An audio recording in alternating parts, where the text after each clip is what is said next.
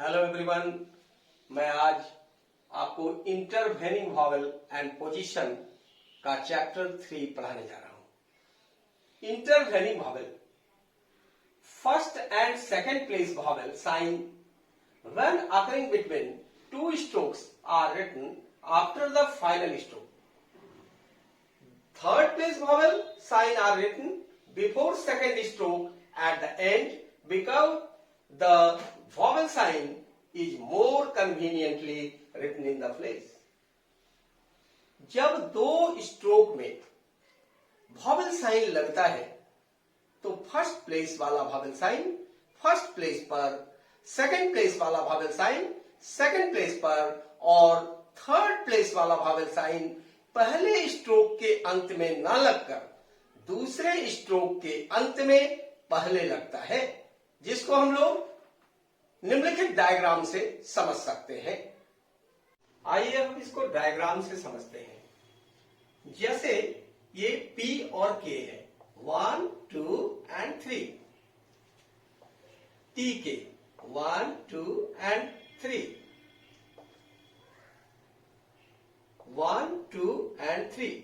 देखिए, कहने का मतलब हुआ कि पहले फर्स्ट प्लेस वाला वॉवेल फर्स्ट प्लेस पर, सेकंड प्लेस वाला वॉवेल सेकंड प्लेस पर, लेकिन थर्ड प्लेस वाला वॉवेल यहां लगना चाहिए था, लेकिन यहां न लगकर दूसरे स्ट्रोक के अंत में और पहले लगता है। पहले before 1, 2 and 3 before 1, 2 and 3 before. For example PP 1, 2 and 3। अब देखिए, जैसे मील, बट मिल,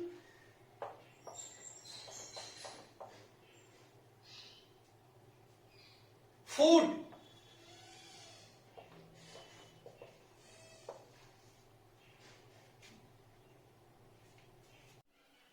जैसा कि आप जानते हैं कि दो स्ट्रोक में वॉवेल साइन लगता है तो फर्स्ट प्लेस वाला वॉवेल साइन फर्स्ट प्लेस पर, सेकंड प्लेस वाला वॉवेल साइन सेकंड प्लेस पर और थर्ड प्लेस वाला वॉवेल साइन पहले स्ट्रोक के अंत में न लगकर दूसरे स्ट्रोक के अंत में बिफोर लगता है। लेकिन यही चीज यहां पर कंपाउंड वर्ड्स में ये देखते हैं। कंपाउंड वर्ड्स मीन्स दो वर्ड मिलकर एक वर्ड बनाना। In compound words the vowel sign is generally placed to the separate words. Separate words कैसे? देखिए, फॉर एग्जाम्पल ईयर एक, ईयर आर में ई लग गया, यहां ईयर और एक, ईयर एक। ये दो वर्ड मिलकर ईयर अलग एक अलग दोनों कंबाइन कर दिए, ईयर एक। यानी आप देखते हैं कि पुराने नियमों का इसमें कंपाउंड वर्ड्स में प्रयोग किया गया है। पुराना नियम क्या है? पुराना नियम है फर्स्ट प्लेस वाला वॉवेल फर्स्ट प्लेस पर, सेकंड प्लेस वाला वॉवेल सेकंड प्लेस पर और थर्ड प्लेस वाला वॉवेल थर्ड प्लेस पर लगता है, जैसा कि हम पहले भी जान चुके हैं। Position of outline, just as there are 3 places in which to put the vowel sign। किसी भी स्ट्रोक को 3 प्लेस होता है जहां पर वॉवेल लगाया जा सकता है। So there are 3 position in which to write the outline in words। जहां जहां वर्ड जो 3 पोजीशन और 3 आउटलाइन बनाए गए हैं।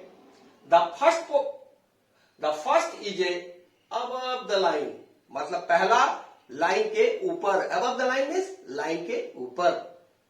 Second position is on the line. Second position का मतलब होता है सेकंड पोजीशन पर अगर वॉवेल लगता है तो स्ट्रोक ऑन द लाइन लिखा जाता है। And the third position is through the line, यानी थर्ड पोजीशन में यदि वॉवेल किसी स्ट्रोक में लगता है तो थ्रू द लाइन लिखा जाता है। Through the line means line को काट कर। The first sounded vowel determines the position of the outline। ऐसा कभी होगा कि मान लीजिए 3-4 वॉवेल लगा हुआ है किसी भी स्ट्रोक में, तो हम किसके आधार पर उसको above the line on the line करेंगे? तो ये करेंगे, हम उसके फर्स्ट वॉवेल को आधार बनाएंगे, यानी वह जो पहला वॉवेल उसका फर्स्ट साउंडेड वॉवेल होगा उसी के आधार पर वह above the line, on the line और through the line लिखा जाएगा। Position of outline, when the first sounded vowel in a word is a first place vowel the outline is written in the first position. First position कहने का मतलब palm. Palm में आप देखिए first place vowel लगा तो above the line हो गया पाम। टॉक यानी ये लाइन को छोड़ देता है। आप देखिए अबव द लाइन, इसमें फर्स्ट साउंडेड वॉवेल लगा तो फर्स्ट साउंडेड वॉवेल के आधार पर यह अबव द लाइन हो गया, यानी लाइन को छोड़ दिया।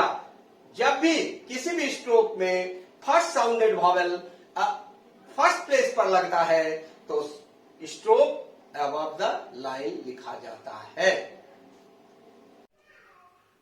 When the first sounded vowel in a word is a second place vowel, the outline is written in the second position. कैसे? अब इसको देखें। पेल सेकेंड प्लेस वाला वॉवेल लगता है तो यह ऑन द लाइन लिखा जाता है। देखिए लाइन पर है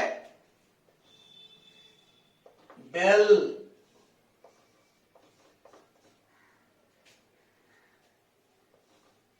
बेक, यानी किसी भी स्ट्रोक में फर्स्ट साउंडेड वॉवेल यदि सेकेंड प्लेस पर लगता है तो वह सेकेंड पोजीशन यानी ऑन द लाइन यानी लाइन पर लिखा जाएगा, जिससे कि यह सेकेंड पोजीशन को दर्शाएगा और यह ऑन द लाइन लिखा जाता है। When the first sounded vowel in a word is a third place vowel, the outline is written in the third position. Third position कहने का मतलब होता है थ्रू द लाइन, लाइन को काटकर।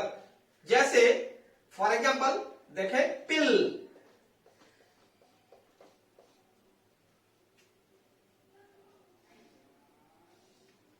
किल,